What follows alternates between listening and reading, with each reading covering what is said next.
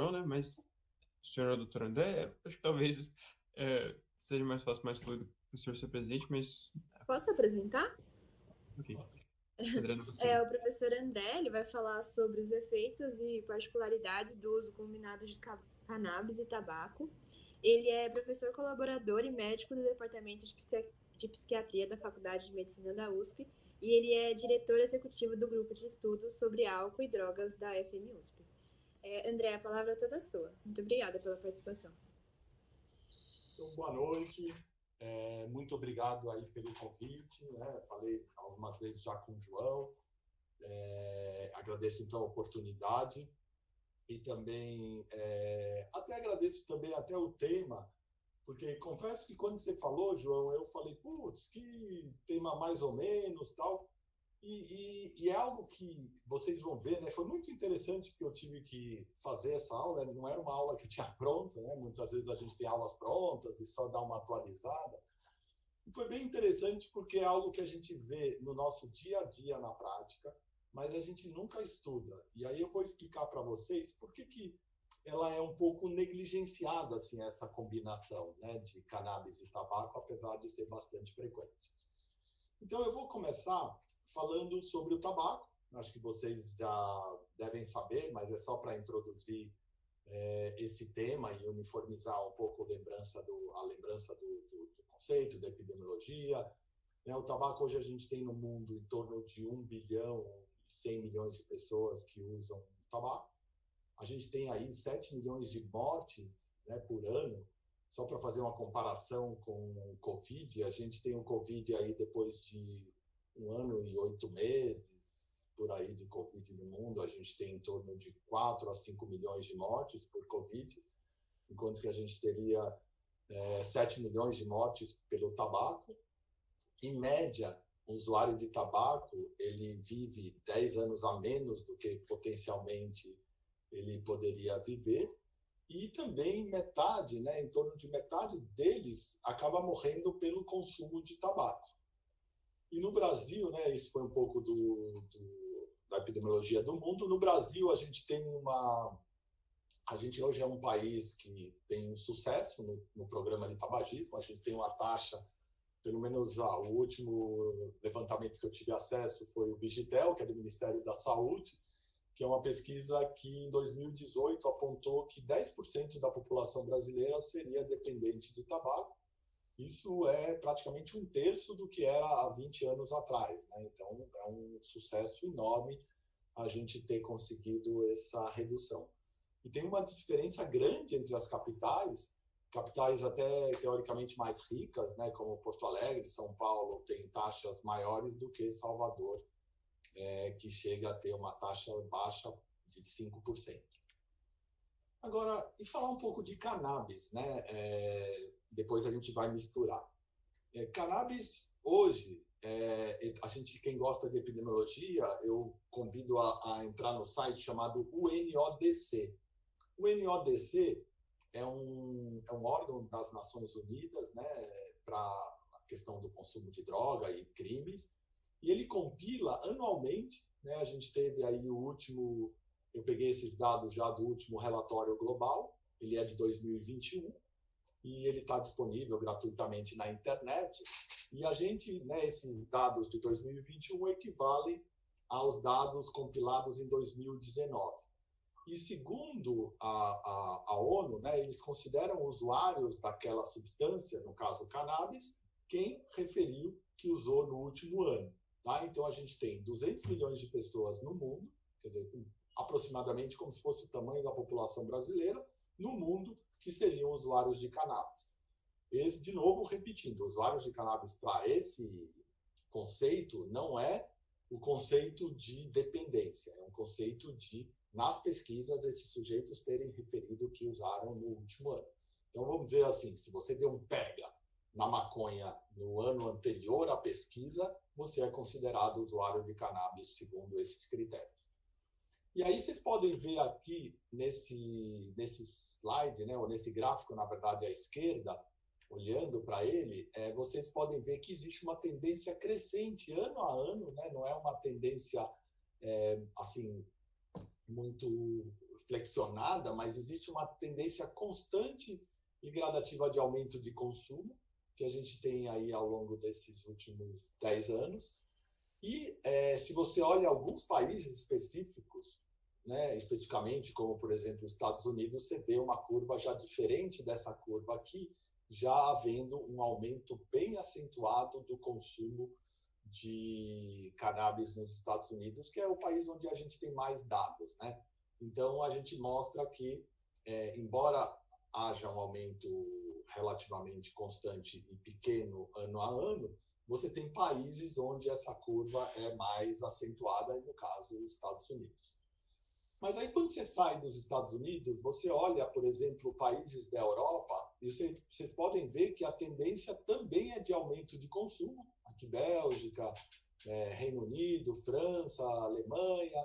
Quer dizer, então, os países um pouco mais, um pouco menos, mas a grande maioria deles, né, eles mostram um aumento de consumo, principalmente nos últimos 2, 3 anos. Né? Então, existe hoje uma droga chamada cannabis que vem crescendo na maior parte dos países e a gente vê como duas questões, né, importantes para a gente entender isso. Primeiro, a questão de uso de drogas, ele é um comportamento social antes de ser um problema médico, né? Ou seja, se eu hoje sair da aula e fumar um baseado, isso não significa que eu tenho que ir ao médico, que eu sou doente, etc. Mas e esse comportamento social, ele está sob influência, como qualquer comportamento, da minha sensação de risco. Então, por exemplo, se eu andar às 3 horas da manhã com o celular na mão, numa rua em São Paulo, eu, a princípio, tenho uma sensação de risco, então provavelmente eu vou evitar esse comportamento. Agora, se eu morar na Suécia e andar às 3 da manhã com o celular na mão, provavelmente a sensação de risco vai ser menor e a chance de eu fazer esse comportamento, que é andar às 3 da manhã com o celular na mão, ocorre com mais frequência na Suécia do que aqui em São Paulo, devido a essa nossa sensação de risco. E aí, por que eu fiz essa introdução? Para mostrar que se você conversa com adolescentes desde a década do ano de 95 até o ano de 2019, vocês podem ver que, pensando aqui na Europa, por exemplo, ou nos Estados Unidos, quando a gente tem acima de 70% dos adolescentes americanos em 95, acreditavam que era perigoso você usar maconha regularmente naquele ano. Quando você vai para 2019, essas taxas de acima de 70, elas vão para abaixo de 40. Ou seja, existe uma grande percepção entre adolescentes, aqui são dados americanos e europeus, mas se você olhar no Brasil, provavelmente a gente está repetindo isso. Ou seja, existe uma tendência dos adolescentes considerarem o uso regular de maconha sem risco, ou com pouco risco. E é claro, existe sempre o que a gente chama de uma curva inversamente proporcional. Quanto mais eu tenho uma sensação de risco, menor o consumo e vice-versa. E além desse aumento do consumo, a gente tem uma outra curva que vocês podem ver aqui à direita, que é a potência de cannabis. Se você pegar 95, e antes disso até, né, quando a maconha se tornou uma droga mais difundida, uma droga mais usada e popularizada, que foi no final da década de 60, 70, a taxa, vamos dizer assim, a concentração de THC na maconha ia de 2%, 3% no máximo. Hoje você tem maconha de 15%, 16% e às vezes até de 30% de THC na internet. Então isso significa outra droga, né? Não é mais aquela droga que fumava e dava um baratinho. Hoje você tem drogas extremamente potentes no efeito psicotrópico por causa do aumento das concentrações de THC, tá? Então isso é importante porque isso aumenta os riscos do consumo e aumenta os riscos de se tornar dependente. É como se a gente fizesse tudo que a gente vem tentando fazer com o cigarro, né? Então, talvez vocês são jovens, mas assim, a gente nos últimos anos teve até tentativas de fazer com menos nicotina, tal, ou seja, houve uma percepção que a nicotina é a substância que causa dependência, então, teoricamente, tentavam, né, embora não dá certo, minimizar, diminuindo a nicotina. No caso da maconha, primeiro, porque é uma droga ilícita, né, o governo não controla tudo isso, houve o oposto. Cada vez as drogas são mais potentes e com maior risco. E aí vocês podem ver uma coisa interessante, né? Por exemplo, você pensar na década de 90, o adolescente, aqui é o adolescente do último ano antes da universidade, nos Estados Unidos, então ele tem em torno de 17, 18 anos, você tinha aí uma taxa de uso de cigarro, né, diário, que chegava quase a 1/4 dos adolescentes do último ano antes da faculdade fumavam na época, né? E você vê como lá também teve um sucesso grande na diminuição do consumo do tabaco, mas, né, como vocês podem ver, a maconha cresceu, né, e cresceu hoje para ser a droga que é mais consumida pelos usuários de 17, 18 anos. Então, hoje, se você perguntar por um adolescente pré-universitário americano de uso diário, 7% vão dizer que usam maconha diariamente, 3,1% vai dizer que usam cigarro diariamente e 2,7% vai dizer que usa álcool diariamente, né? Vendo aí que já houve uma inversão da curva de aumento de consumo de maconha e diminuição de consumo de cigarro. E falando um pouco sobre o agravamento do problema da maconha, né? São dados europeus. Por exemplo, lá se estima que 1% da população adulta da União Europeia são consumidores diários, ou praticamente diários, e usaram pelo menos 20 dias no último mês. A maioria deles tem menos de 35 anos, é uma população jovem, e cerca de 3/4 são de sexo masculino. E aí é um ponto importante. Aqui, né, vocês, né, vão começar uma liga, então vocês vão atender basicamente tabagistas, e eu acho que é importante essa aula até trazer a ideia de perguntar sobre o uso de tabaco, de maconha. O que vem acontecendo nos países europeus é que cada vez mais a maconha é um fator que faz as pessoas buscarem ajuda para tratamento.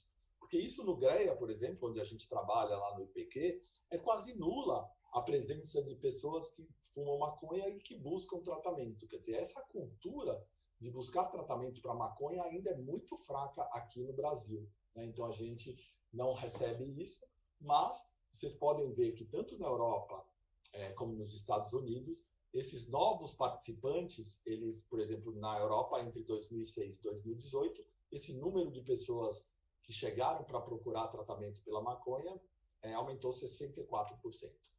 E aqui é um dado também mundial, onde vocês podem ver, exceto na África, que em todos os outros continentes, essa barrinha verde, que é a mais inferior, mostra a busca de tratamento por usuários de cannabis. Vocês podem ver que na América do Norte, América Latina, Ásia e os outros continentes, Europa, Oceania, houve um aumento. A Oceania, né, o pessoal que adora ir buscar e fazer intercâmbio na Austrália, tal, que é um país onde tem bastante consumo de cannabis, vocês podem ver que hoje quase 50% das admissões de pessoas para uso de drogas nos tratamentos tem a ver com o uso de cannabis, né? Então, por quê? Porque, né, a opinião é que, primeiro, as pessoas estão se conscientizando que fumar maconha todos os dias e a todo momento não é só uma opção, né? Uma boa parte, a maior parte dessas pessoas está dependente, então elas começam a perceber que existe uma dependência da maconha.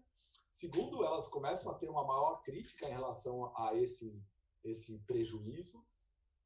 Então, e a potência da droga que vem aumentando, então essas pessoas acabam tendo problemas mais frequentemente, mais precocemente.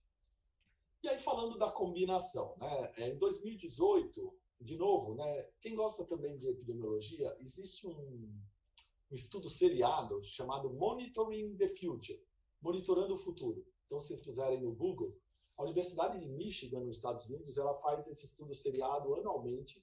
Então, ela vai pesquisar consumo de drogas e atitudes de adolescentes na 8ª, 10ª e 12ª série do ensino médio americano. E aí, o que eles observaram em 2018 é que quase 30% dos jovens, né, tinham usado cannabis na vida, 25% tinham usado cigarro eletrônico, né, que é algo que está cada vez mais, assim, uma taxa cada vez crescente, né, o vaping de nicotina, e 16% relataram o uso de cigarros convencionais, né? E vocês podem ver de novo que a maconha hoje ela é mais comum do que o próprio cigarro.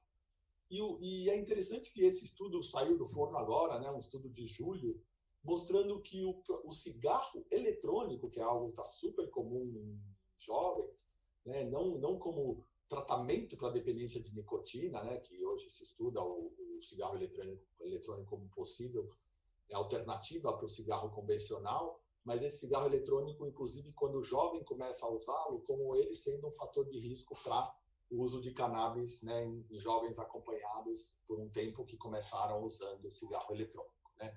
O ato de fumar, né, isso já é um pouco dessa mistura maconha e tabaco, o ato de fumar ele é contagioso, quer dizer, a pessoa começa a fumar uma droga, ela tem uma chance maior de fumar a outra, pensando aí em cigarro e maconha.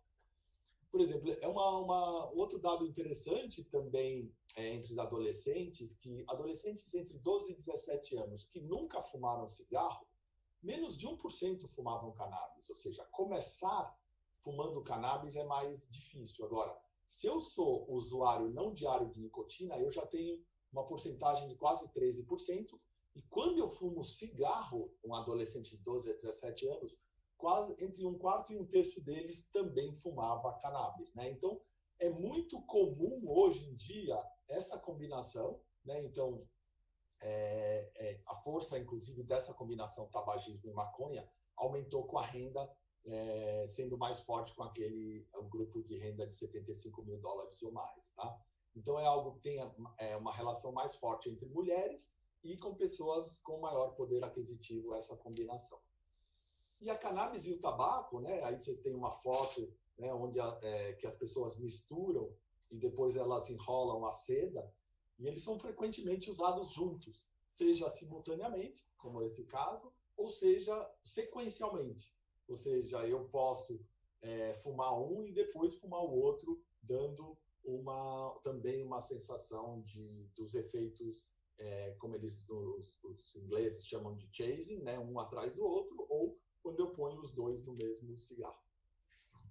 Outra pesquisa nacional americana, né, aí já não é mais com aqueles adolescentes, mostrou que 5,2% dos adultos usaram cannabis e tabaco no último mês, né? Quando você pega uma população de 300 e poucos milhões de pessoas, 5,2 no mínimo aí uns 15 milhões a 20 milhões de pessoas.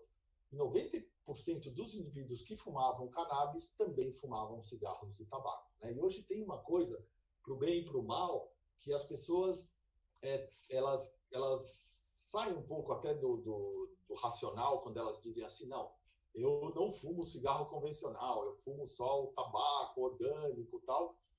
Eu digo do convencional no sentido, às vezes elas acham que isso traz um benefício, né? O fato de ser um tabaco orgânico, não trabalhado quimicamente e tal, traria um malefício menor, né? E até onde eu saiba, e isso não está ainda claro se esses cigarros, né, de palha ou cigarros, muitas vezes eles vêm sem filtro, então aí isso acaba tendo também um agravo maior. Então essa percepção de eu vou fazer menos mal para meu corpo se eu fumar o tabaco, vamos dizer, puro, é algo que muita gente começa a ter esse pensamento, e aí quando mistura com a cannabis dá essa sensação de que está usando algo natural, né?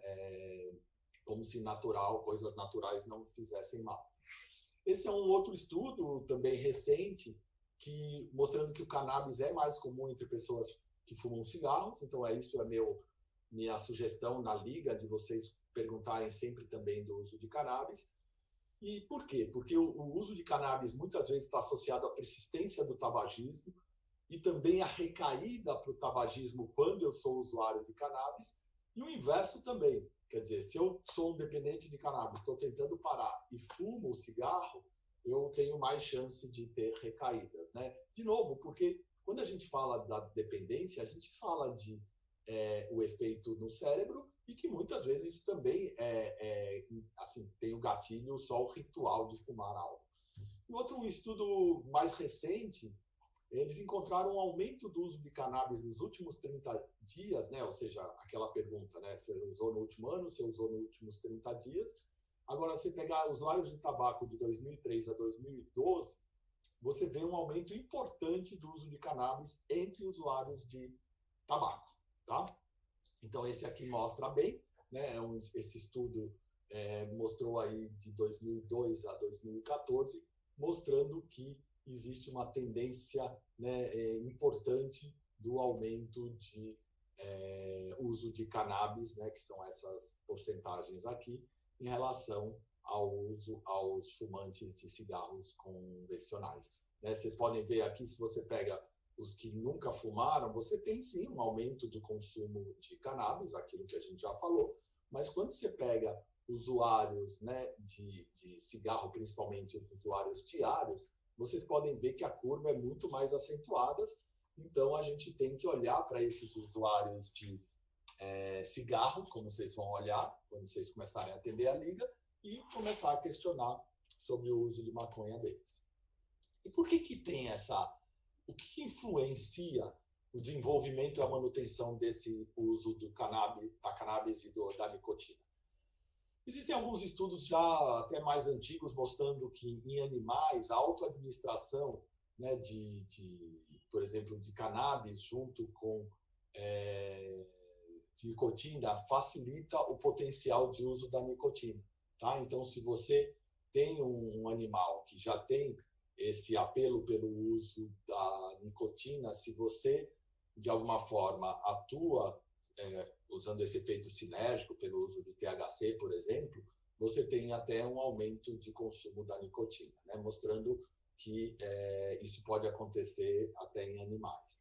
Outros estudos já clínicos demonstram que os sintomas combinados de abstinência, né? O João estava falando sobre abstinência, eles podem promover, inclusive, o uso combinado, né? Os sintomas combinados, ou seja, se eu paro os dois juntos, os sintomas de abstinência podem ser mais graves, em geral são mais graves, do que a soma dos sintomas independentes da abstinência do tabaco e da cannabis, mostrando que pode ser mais difícil fazer essa retirada conjunta, então isso acaba mantendo o padrão de uso. Outro estudo com adolescentes mostrou que co-usuários, né, apresentam maiores declínios no funcionamento cognitivo. Isso é interessante porque a gente tem aí, e tem gente que diz que essa combinação de uso ela pode ter um efeito como se fosse um autocuidado, né? Porque a maconha, ela em geral prejudica a performance cognitiva, enquanto que o cigarro pode aumentar a performance cognitiva ou pode ser uma droga mais estimulante. Então, como se o cigarro compensasse essa sensação de perda cognitiva que os usuários de maconha têm, e isso pode ser um reforçador. Outra questão que a gente sempre discute na área de drogas também é como se existem várias hipóteses que a gente nasce com uma vulnerabilidade genética ao consumo de substâncias e isso pode passar de uma substância para outra. Então, eu posso ter uma vulnerabilidade para fumar cigarro de nicotina, aí se eu experimentar álcool, eu tenho provavelmente, comparado com alguém que não tem tem essa vulnerabilidade, eu posso ter uma vulnerabilidade maior, ou seja, é como se a vulnerabilidade à dependência ela não fosse droga específica. Ela é as drogas como um todo. E isso faz com que, dependendo das drogas às quais eu tenho acesso, eu possa desenvolver a minha dependência. Outra questão é da porta de entrada. Esse é um ponto que é bastante discutido na literatura, tal. Existem algumas hipóteses que algumas drogas, ou o indivíduo, ele, em geral, começa a usar alguma droga, né? E aí pode ser cigarro e álcool, em geral, são as mais comuns, e um pouco também de inalantes, e essas drogas aumentam as chances de eu me tornar dependente de outras drogas, né? Não só como uma vulnerabilidade genética comum, mas sim pelo uso da droga, né? Essa é a hipótese que a gente chama de porta de entrada, ou em inglês eles falam gateway drugs. Então, a maconha e o cigarro seriam drogas que funcionariam como porta de entrada. Outra questão seriam fatores ambientais, né? A gente sabe que hoje existem normas sociais que, de alguma forma, estimulam as pessoas a usar drogas, e isso pode ser um dos fatores que também aumente a chance de eu continuar usando essa combinação. E fumar uma substância pode aumentar a vontade desse indivíduo de experimentar outra, como eu falei, na verdade esse set é muito parecido com o que eu falei da porta de entrada. Agora, se você olhar, os estudos já mostram que Se você, por exemplo, você está lá na liga e pergunta para o seu paciente usuário de tabaco, pergunta ou investiga transtornos mentais. E aí, se você tiver o outro paciente que, além de fumar cigarro, ele também fuma maconha, provavelmente esse sujeito que fuma maconha e cigarro, ele tem mais transtornos de saúde mental, né? E provavelmente vocês vão ver bastante transtornos de ansiedade, transtornos depressivos associados ao consumo de cigarro, mesmo o que não tem a maconha junto, e quem tem maconha junto acaba tendo uma chance maior.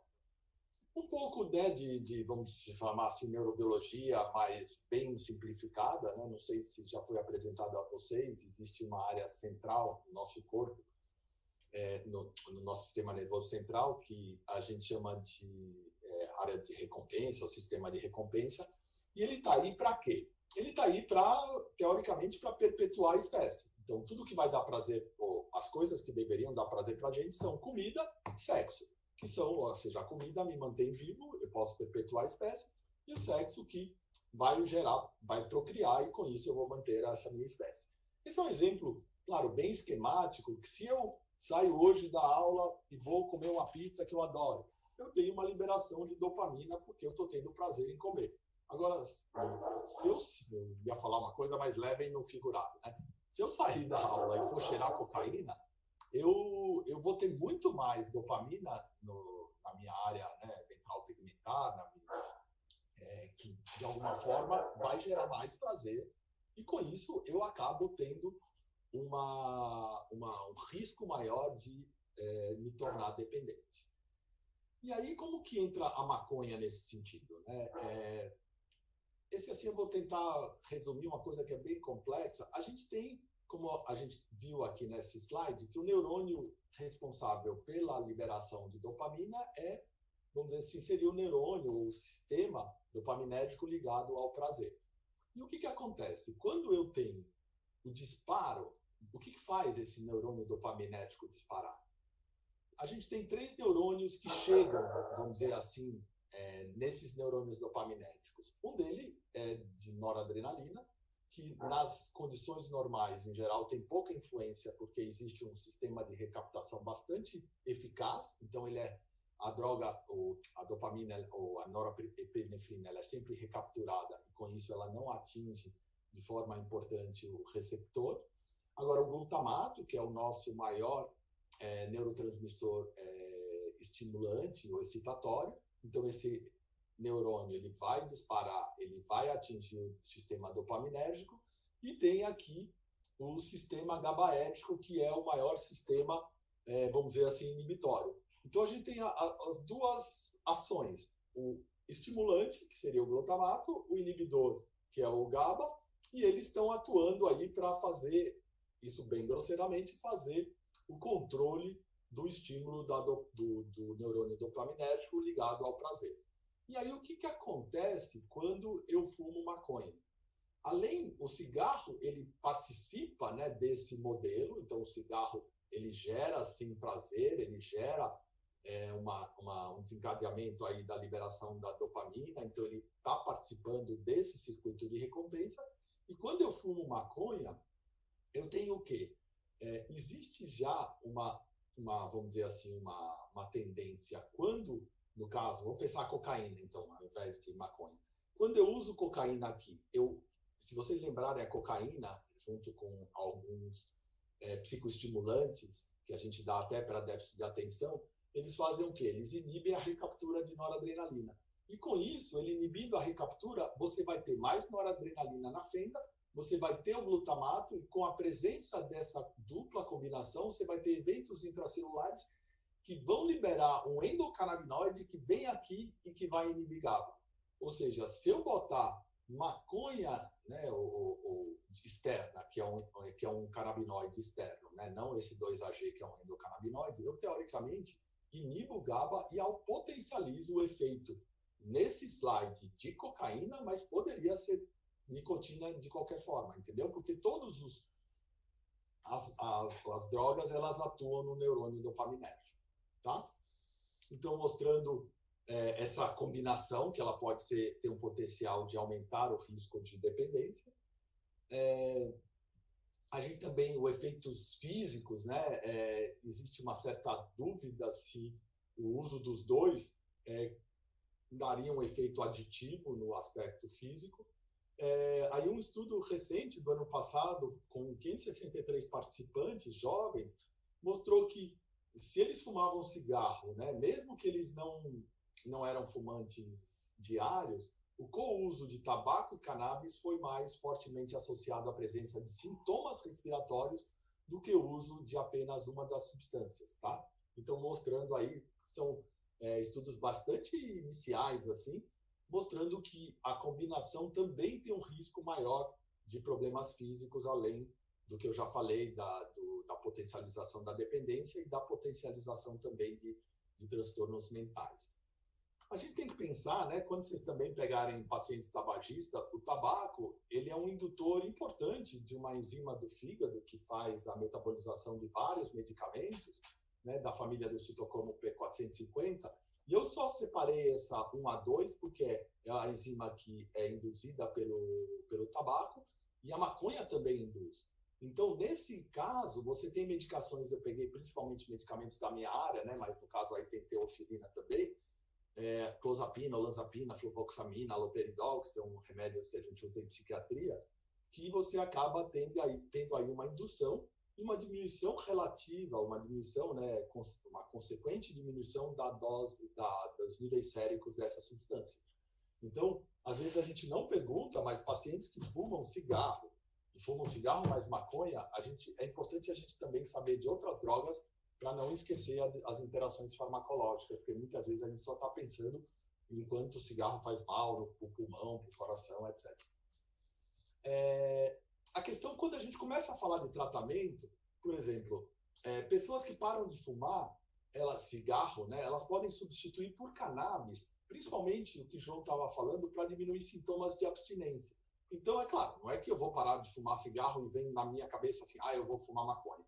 Mas quem já tem um acesso à maconha, conhece o consumo de maconha, já de alguma forma experimentou a substância, ela muitas vezes acabam tentando usar a cannabis como uma forma de aliviar os sintomas do tabagismo, porque hoje a gente mostrou a questão da percepção de risco. A população em geral hoje, ela acredita que a maconha é menos viciante, é menos prejudicial e com menos estigma, acreditem se quiser, né? Hoje, a gente sempre fala assim em aula, você vai num jogo de futebol, quando a gente podia ir, antes da pandemia, se o cara do teu lado está fumando cigarro, você faz aquela cara feia, faz assim. Agora, se o cara do teu lado está fumando maconha, eu duvido que você reclame daquele sujeito. Quer dizer, o estigma hoje está muito mais forte do cuidado à saúde com o cigarro do que com a maconha. No que diz respeito à abstinência, alguns dados já pré-clínicos e clínicos sugerem que o uso da cannabis pode, né, atenuar até a experiência da abstinência da nicotina. Então, veja bem que é diferente. Se eu estou usando cannabis e tabaco e paro as duas ao mesmo tempo, essa síndrome de abstinência ela fica potencializada das duas. Agora, quando eu paro o tabaco e uso maconha, pode ser, né, pelo menos existem já alguns indicativos que existe até um certo alívio, e já existem estudos com CBD, inclusive, né, para o uso da abstinência da nicotina.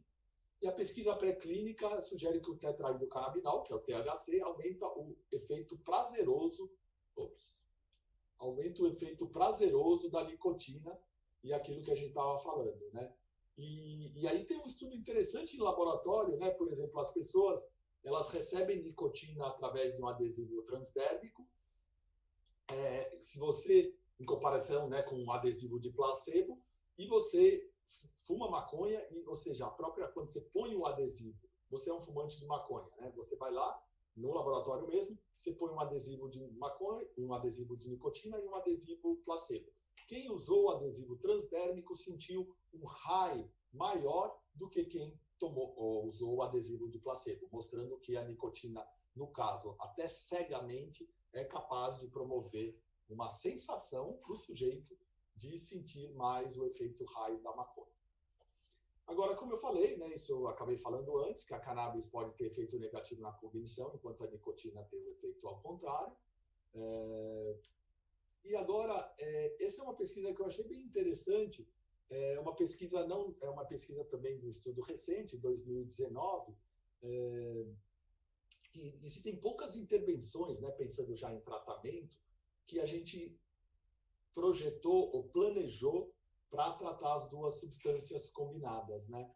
E agora, quando você, de alguma forma, fala com a população em geral, né, que foi pessoas que tentaram parar de fumar ou maconha ou tabaco, né, recentemente, e você pergunta para elas como foi. Então, eram quase 300 pessoas, um pouco mais da metade do sexo feminino, 80% branco, indivíduos jovens, em torno de 30%. Nessa amostra, 80% deles tentaram parar de fumar pelo menos uma vez, 40% tentaram parar de usar cannabis pelo menos uma vez, mostrando que, em geral, o tabagista tenta parar mais do que o próprio usuário de cannabis. Daqueles que tentaram parar, 50% relataram um aumento percebido em seu uso de cannabis durante a cessação do tabaco. E 62% deles relataram um aumento percebido em seu uso de tabaco durante a cessação de cannabis. Ou seja, o que significa isso? Existe uma tendência nesses co-usuários que usam as duas drogas que quando você tenta parar um, em geral se aumenta o outro. E é interessante, de novo, se você pensar no interesse de abandonar, o interesse de abandonar cannabis foi bem mais baixo do que parar tabaco. Né? Isso é uma coisa já consagrada na literatura, que o usuário de maconha ele é sempre muito mais ambíguo, ou ambivalente no pensamento de parar. Né? Então, isso e esses resultados eles sugerem que o uso de tabaco deve ser abordado entre co-usuários, mas as intervenções devem sempre considerar, se o indivíduo não quiser parar cannabis, deve ter trabalhado isso também. Tá? Aqui, o João falou, e esse é um estudo já até bem antigo, tal. Existe uma escala chamada uma escala de score de desconforto ligado à abstinência. E aqui, esse W, né, ou seria um score, e vocês podem ver que quando você vai parar de usar cannabis ou vai parar de usar tabaco, a média desses scores elas não são estatisticamente diferentes. Você tem alguns sintomas como a fissura é um pouco maior para o tabaco, o aumento de apetite é maior para o tabaco, mas a diminuição do apetite, né, porque a maconha dá aquela larica, é maior para a maconha, e também o suor é maior para o tabaco. Os outros sintomas, eles são semelhantes, e no cômputo geral também foram semelhantes. Quer dizer, isso mostra, e isso já é antigo, foi uma época quando começou a se descrever melhor a síndrome de abstinência da maconha, até para negar essa ideia que maconha não gera dependência. Esse é um outro estudo de 2018, que já eram pacientes adultos em busca de tratamento de cannabis. Os fumantes de cigarro, eles perfaziam, né, 40% da amostra dos que vieram buscar tratamento para cannabis, e tinha uma pontuação do Fagerstrom, que é uma escala... vocês conhecem a escala, devem saber ou vão saber da escala do Fagerstrom, que mede gravidade da dependência de nicotina. E era uma escala até, um score bem baixo até, de dependência ou de gravidade de dependência da nicotina. Então, né, e aqueles com scores basais de dependência mais baixo, o tabagismo foi reduzido no grupo de tratamento ativo em relação a placebo. Agora, quando você já tem um nível moderado ou alto de dependência de nicotina, você tem um aumento no tabagismo quando você tenta parar a maconha. O que quer dizer isso? Quando você procura tratamento para maconha, se você for um fumante leve, vamos dizer assim, ou com uma dependência leve, em geral, isso não faz tanta diferença. Mas se você já for um tabagista de alguma forma mais pesado, você já tem, sim, um aumento no tabagismo, tá?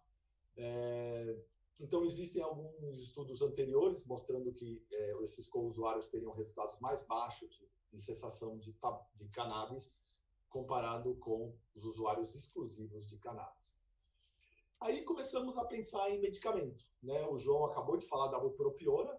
Esse é um estudo interessante de 2012, onde esse Penetari e colaboradores ele tentou mostrar que se eu der, né, bupropiona e comparar com placebo, os sintomas de abstinência da maconha, né, o craving, a fissura do uso da maconha, seria melhor quando eu usasse a bupropiona, sugerindo que a bupropiona fosse ou possa ser uma medicação também eficaz no tratamento da dependência de cannabis. Esse estudo foi de 2012, e aí o que aconteceu? Começaram a perguntar, será que a bupropiona é eficaz?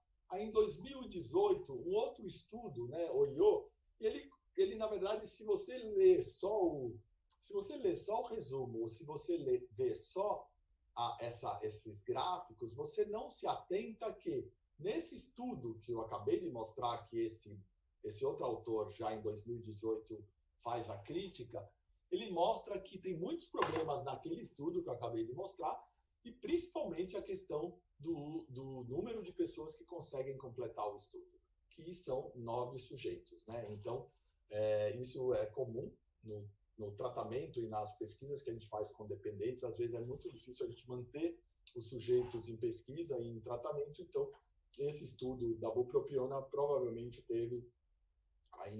tiveram algumas questões que podem inviabilizar a resposta. E se você olhar, né, bem recente, a Cochrane, que é um programa, não um programa, na verdade é um serviço que faz meta-análises, e é bem interessante para quem não conhece, sempre pesquisar quando vocês querem saber de um tratamento. Eles fazem revisões sistemáticas e publicam, em geral tem acesso gratuito, e eles trazem aí as farmacoterapias para a dependência de cannabis, e eles, né, em 2019, continuam considerando que não tem evidências sustentáveis ou completas de todas as farmacoterapias para tentativa de diminuição do consumo, de melhora da questão do consumo de cannabis, tá? Então, as medicações para tabaco, né, em pacientes que têm uso de tabaco e maconha, o tratamento, se você fuma maconha, principalmente indivíduos que fumam bastante, precisa, de alguma forma, cuidar ou se atentar a isso, principalmente pelas questões cognitivas e pela tendência nos estudos de terem mais chances de recaída quando eles são co-usuários. As medicações que podem ser eficazes para o tabagismo, até hoje a gente não conseguiu provar nenhuma medicação a princípio eficaz para a maconha. E aí, finalizando, né, o que vocês devem levar dessa aula é o uso de cannabis vem crescendo muito. Questiona-se até hoje se a gente pode ter um repique no consumo de tabaco, porque eu vou aumentando o cannabis, vou aumentando eventualmente o tabaco junto com a cannabis. A gente tem que ficar atentando para vapes, que são hoje bastante comuns nos adolescentes e que usam tanto cannabis quanto nicotina através desses vapes. A gente precisa de mais estudos para avaliar os riscos e os prejuízos. A bupropiona não parece ser eficaz para o tratamento da cannabis, e a gente precisa realmente estudar, né? E aí uma ideia aí para vocês da Liga, tentarem chamar um grupo de co-usuários, né, de usuários dos dois, e fazerem um ensaio clínico ou comparar com só usuários de nicotina. Acho que é uma ideia bem interessante, que à medida que a gente foi preparando essa aula, aguçou muito a minha curiosidade. Tá bom? Então era isso. A gente aí tem talvez mais uns minutinhos, né? Eu deixo aí com você, João, se você achar legal aí um tempinho para a gente conversar. Obrigado.